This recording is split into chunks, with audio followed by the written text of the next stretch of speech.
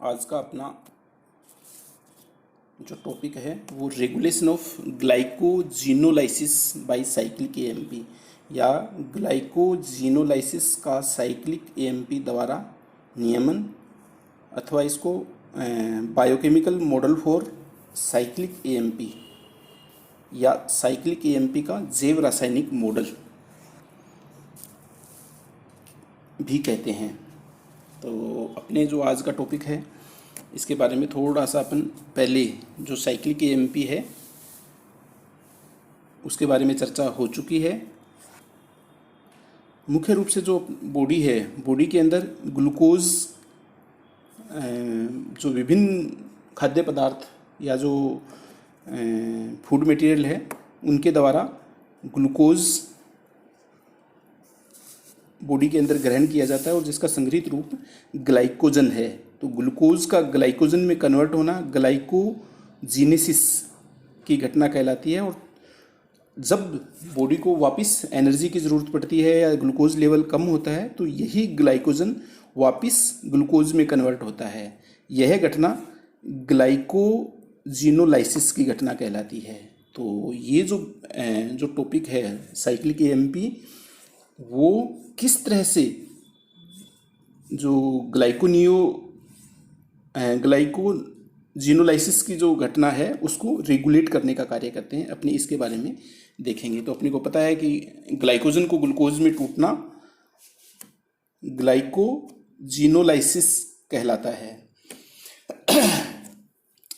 Glucagon hormone liver cells में तथा epinephrine hormone muscles में ग्लाइकोजिनोलाइसिस को उद्दीपित करने का कार्य करते हैं।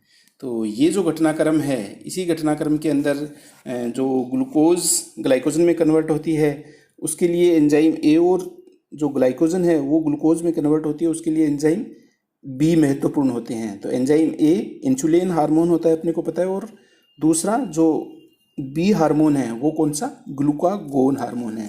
तो ग्लूकागोन हार्मोन ये लीवर सेल्स के अंदर इफेक्ट करता है और जो अपनी मसल सेल्स है या स्केलेटन मसल सेल्स है उसके अंदर एपिनेफ्रिन हार्मोन होता है, वो उत्तरदायी होता है।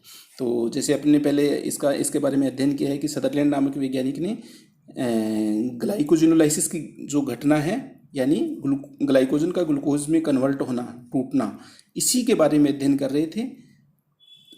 तब उन्हें 1971 में इसके लिए नोबेल प्राइज मिला था। तो ये जो दोनों की दोनों घटनाएं हैं वो इरिवर्सिबल या अनुत्क्रमणीय अभिक्रियाएं हैं। लीवर सेल में ग्लाइकोजन की उपस्थिति में साइक्लिक एएमपी का लेवल है वो बढ़ जाता है, जिससे ग्लाइकोजन ग्लूकोज में टूट जाते हैं। ये जो प्रोसेस है पूरी, इसको अपने 7 स्टेप के अंदर अपने अध्ययन करेंगे। तो ये अपना जो इसका 7 स्टेप हैं, जो 7 स्टेप, वो उसके बारे में अपन एक एक करके इसके बारे में देखते हैं।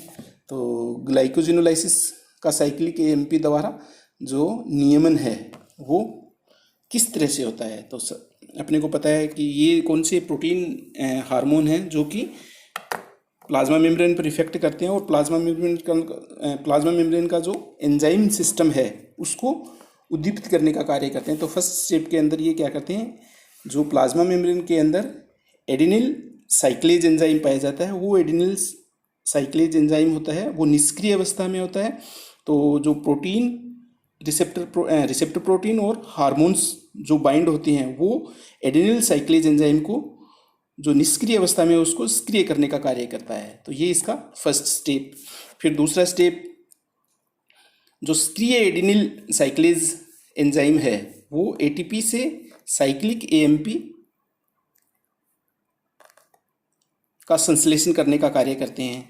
तो ये एटीपी साइक्लिक एएमपी में कन्वर्ट होती है और इसके लिए मैग्नीशियम आयन होते हैं वो उत्प्रेरक का कार्य करते हैं। फिर ये जो साइक्लिक एएमपी है वो साइटोप्लाज्म के अंदर जो प्रोटीन काइनेज एंजाइम है उसको इनहिबिट करके या उसकी जो इनहिबिटरी सब यूनिट है उसको पृथक करके प्रोटीन काइनेज को सक्रिय करने का कार्य करती है। तो इस घटना के अंदर जो साइक्लिक एएमपी है वो इनहिबिटरी सब यूनिट के साथ जुड़ जाती है और जुड़कर अलग हो जाती है। और ये जो प्रोटीन काइनेज एंजाइम है वो प्रोटीन काइनेज सक्रिय एंजाइम के रूप में कन्वर्ट हो जाता है। तो ये इसका तीसरा स्टेप। फिर चौथे स्टेप के अंदर जो प्रोटीन काइनेज, जो एक्टिव प्रोटीन काइनेज है, वो फॉस्फोरिलेशन में भाग लेते हैं। तो फॉस्फोरिलेशन में फॉस्फोरिलेज काइनेज एंजाइम, जो कि इसकी निष्क्रिय अवस्था या अक्रिय अवस्था है, उसको प्रभावित करके काइनेज फॉस्फेट में कन्वर्ट करते हैं। और इसके लिए एक एटीपी अणु टूटता है और उससे फॉस्फेट अणु अलग होकर ये फॉस्फेट अणु फॉस्फोरिलेज काइनेज फॉस्फेट के रूप में जुड़ जाता है, जो कि इसकी सक्रिय अवस्था है। ये इसका चौथा स्टेप है। फिर उसके बाद में इसकी पांचवें स्टेप के अंदर जो सक्रिय फॉस्फोरिलेज काइनेज फॉस्फेट एंजाइम, वो अक्रिय या जो निष्क्रिय फॉस्फोरिलेज बी एंजाइम होता है, उसको सक्रिय फॉस्फोरिलेज ए फॉस्फेट में बदल देते हैं। तो इस क्रिया में एक एटीपी अणु फिर खर्च होता है। तो यहाँ एक फॉस्फेट अलग होता है और वो फॉस्फेट फॉस्फोरिलेज बी जो निष्क्रिय एंजाइम है, उसको फॉस्फोरिलेज ए फॉस्फेट एंजाइम में कन्वर्ट करता है, जो कि इसकी सक्रिय अवस्था है। फिर उसके बाद में छठे स्टेप के अंदर जो फॉस्फोरिलेज ए फॉस्फेट जो सक्रिय एंजाइम है, वो ग्लाइकोजन को ग्लूकोज फर्स्ट फॉस्फेट में कन्वर्ट करता है। उसके अंदर जो ग्लाइकोजन को ग्लूकोज में कन्वर्ट करता है, जो कि उसका फॉस्फेट अणु होता है, वो फर्स्ट कार्बन पर स्थित होता है। तो ये इसका छठा स्टेप है। और फिर सातवें स्टेप के अंदर जो ग्लूकोज फर्स्ट फॉस्फेट है, वो ग्लूकोज 6 फॉस्फेट में कन्वर्ट हो जाती है। और ये ग्लूकोज 6 फॉस्फेट वो अपनी कोशिकाओं के जो आगे के प्रक्रम या जो चक्र है उनके अंदर, जैसे ग्लाइकोलाइसिस या क्रेब्स चक्र के अंदर भाग लेती है, या फिर प्लाज्मा के अंदर जाकर और एनर्जी के जो अपने को ऊर्जा की आवश्यकता होती है उसके अंदर कंज्यूम होने का काम करती है। तो ये या तो प्लाज्मा में चली जाती है या फिर ऊर्जा के रूप में अपने को ग्लाइकोलाइसिस और क्रेब्स चक्र के द्वारा ऊर्जा का प्रक्रम जो बनता है उसके अंदर भाग लेती है। तो इस तरह से जो ग्लाइकोजिनोलाइसिस है, वो ग्लाइकोजिनोलाइसिस का साइक्लिक एमपी द्वारा रेगुलेशन किया जाता है। तो ये इसके अंदर इसका जो चक्र या जो इसके स्टेप है इस प्रोसेस की, कि ग्लाइकोजन ग्लूकोज में किस तरह से कन्वर्ट होती है, उसके हैं। और ये 7 स्टेप के अंदर अपनी प्रोसेस पूरी करते हैं।